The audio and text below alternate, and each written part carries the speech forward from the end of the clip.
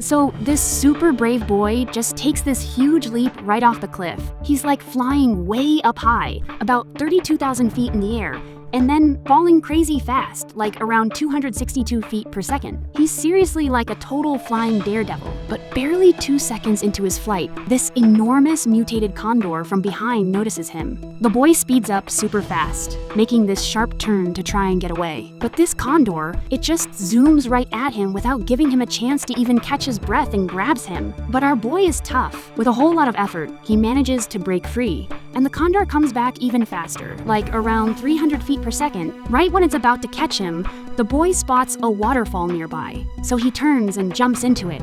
That's the only way he escapes from that scary condor. But just when he's about to relax a little, the condor was waiting and he runs right into it. When he wakes up, he's like freaking out because a baby condor is pecking at him. Thank goodness, it turns out to be just a tiny chick that just hatched. 1,000 years later, in this crazy post-apocalyptic world, the baby condor is even bigger than an adult. Kitai grabs his weapon and has got to get out of here, but then he sees this really scary beast coming from above, and a whole bunch of fierce beasts are going straight for the condor's nest. Right at this really intense moment, the mother condor comes back and starts fighting them. One super sneaky beast manages to get into the nest without anyone noticing and eats a baby condor all in one go. Kitai picks up his weapon and yells at the beast to leave the baby condor alone. The beast gets all angry and jumps at him. Kitai throws the beast out of the nest with a strong push, but these attacks just keep coming.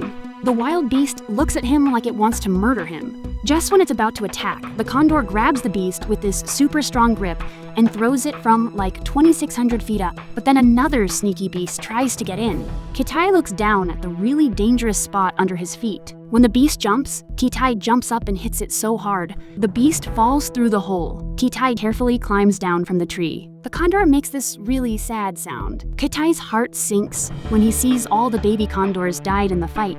In this tough world where only the strong survive, the condor spares Kitai's life because he tried to protect the babies. Kitai heads deeper into the jungle where he finds even more trouble. 1,000 years later, on this destroyed Earth, there are these terrifying man-eating monsters everywhere. All of a sudden, Kitai's spacesuit turns black. And look, a monkey just pops up right in front of him.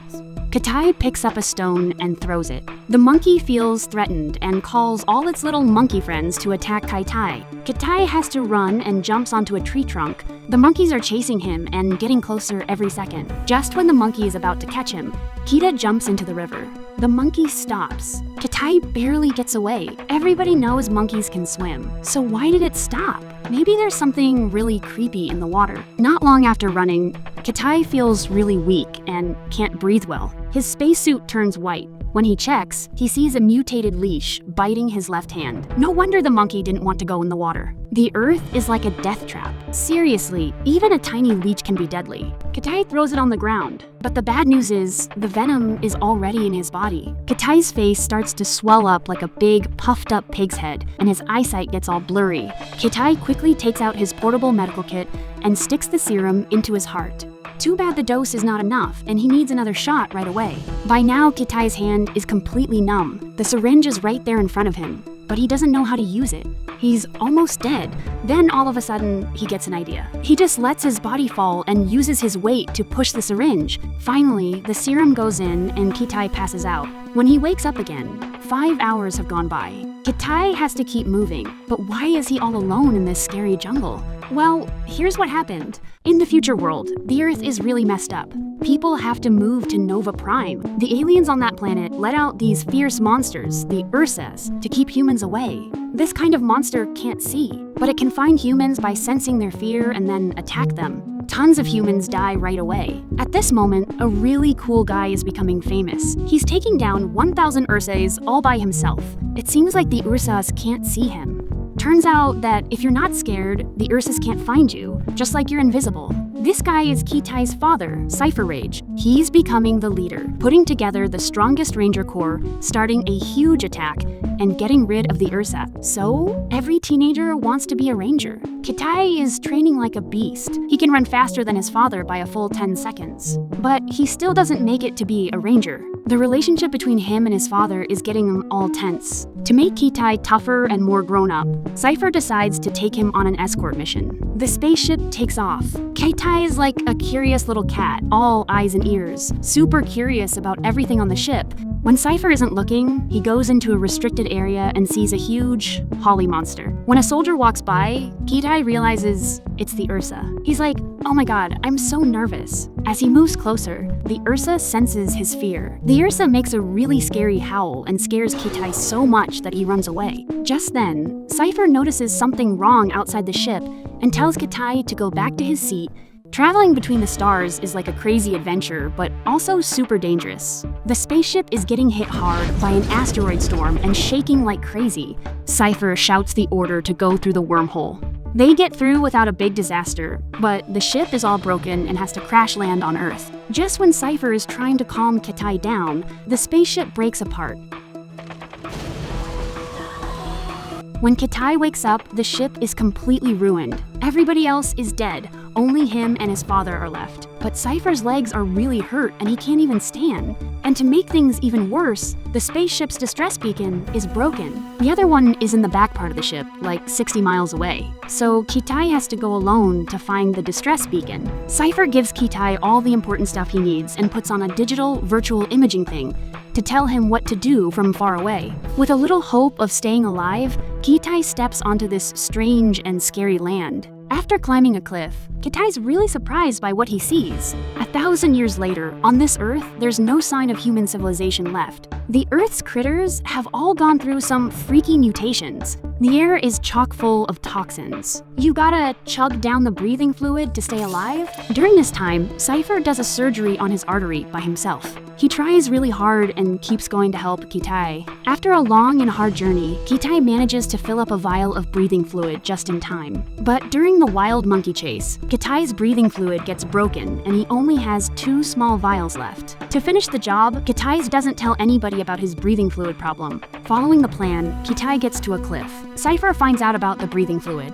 Based on the data, Kitai has to jump off the cliff to finish the task. Cypher wants him to stop and go back to the spaceship. But Kitai remembers when he was a kid, his sister was killed by an Ursa right in front of him, and he couldn't do anything. Even now, he still feels bad about it. He doesn't want to be a coward anymore.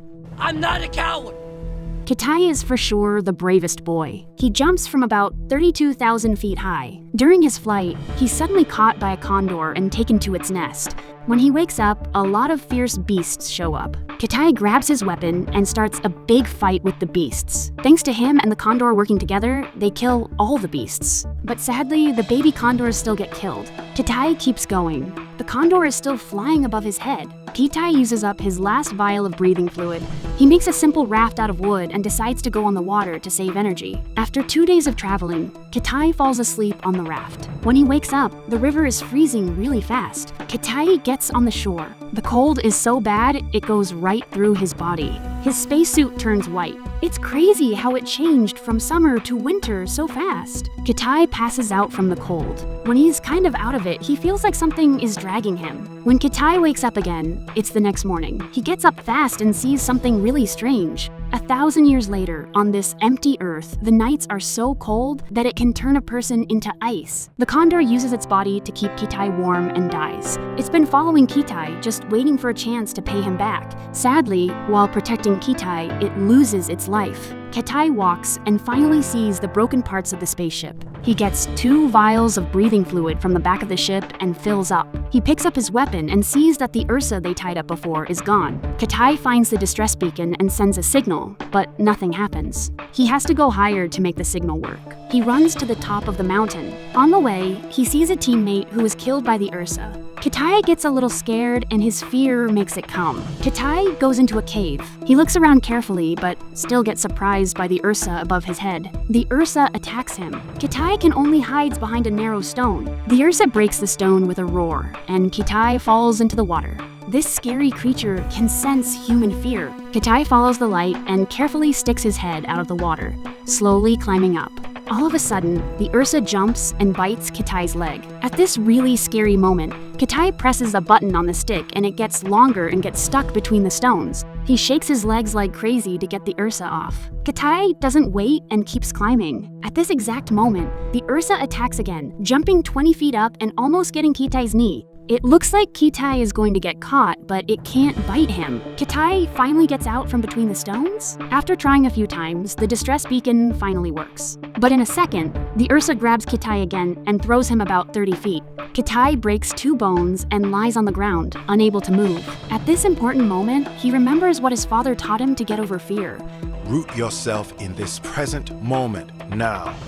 It's all in his head. Kitai pays attention to his surroundings, and then something amazing happens. This Ursa can't see Kitai and just walks past him. This shows that Kitai isn't scared anymore. So the Ursa that hunts by sensing fear can't find him. Kitai gets up fast, grabs his weapon, and cuts off one of the Ursa's legs with one good move. The angry Ursa makes a really loud roar and spits some gross stuff at him. Kitai moves aside quickly, jumps on a stone, and gets on the Ursa's back and sticks his 2 knives into its back. The Ursa makes a painful sound, walks to the edge of the cliff, trying to take Kitai with it. Kitai changes his weapon fast and hits the Ursa's head hard. The Ursa moves a few times and then stops. At this moment, Kitai is a real ranger. Cypher, watching his son on the screen and seeing him win against the Ursa, closes his eyes and relaxes. Kitai gets the distress beacon and sends a signal up. Soon after, the rescue team from Nova Prime comes to Earth to save them. Cypher, seeing his son next to him, doesn't listen to anyone and stands up and gives his son a nice military salute. Kitai runs over and hugs his father tight. From then on, there's no more problems between the father and son. This movie is called After Earth. During the hard time they were stuck, Cypher could have fixed his badly hurt leg. But if he did, he would have fallen asleep for a while. So he didn't, just to be with his son all the time and give him support. Even when his son was sleeping, he watched the monitor of the communicator, looking out for danger. A father's love is really strong, quiet but deep. He helped his son get past the hardest thing in his life and taught him to be brave no matter what. If you liked today's video, don't forget to like and subscribe. See you next time.